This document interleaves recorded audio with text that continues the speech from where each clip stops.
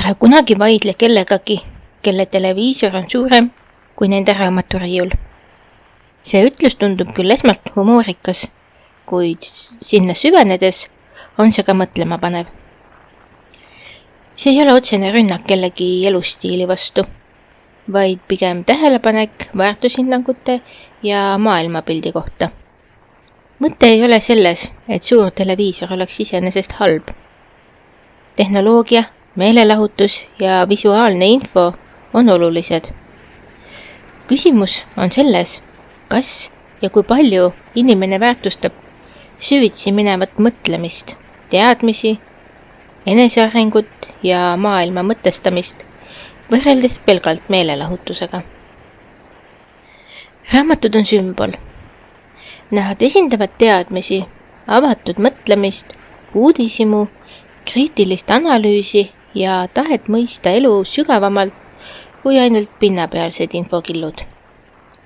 Kui keegi eelistab kogu vaba aja veeta teleri ees, tarbides passiivselt sisu ja samas ei leia ruumi ega huvi isegi paari raamatu jaoks, siis on suur tõenäosus, et see inimene ei pruugi olla vaidlusteks või sisukaks aruteluks avatud.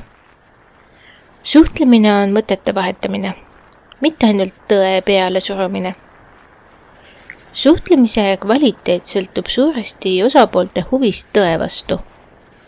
Mitte sellest, keda on kõvemini kuulda või kelle ego on suurem. Kui üks osapool peab oma arvamust alati ainuõigeks ja pole valmis kuulama, argumente kaaluma või oma seisukohta muutma, siis ei ole mõtet ka vaielda. See ei vii kuhugi. Sellisel juhul muutub arutelu pigem võistluseks, mitte mõtete vahetuseks. Sellise ainult mina tean suhtumise puhul ei toimu inimeses arengut, sest ta ei pane kunagi enda teadmisi kahtluse alla.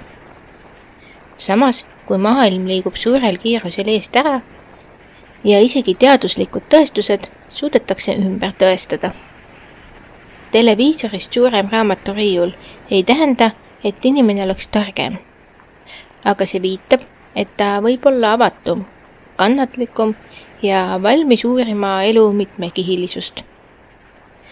Ta on harjunud rohkem kuulama ja uurima, rohkem küsima, mitte eeldama, rohkem mõtlema, kui otsustama pinnapealse info põhjal.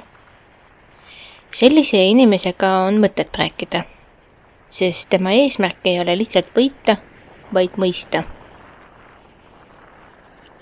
See ütlus ei ole ülbusest sündinud, vaid soovist suunata tähelepanu sellele, milliseid inimesi me kuulame ja kellega oma energiat jagame. Elu on piiratud aeg.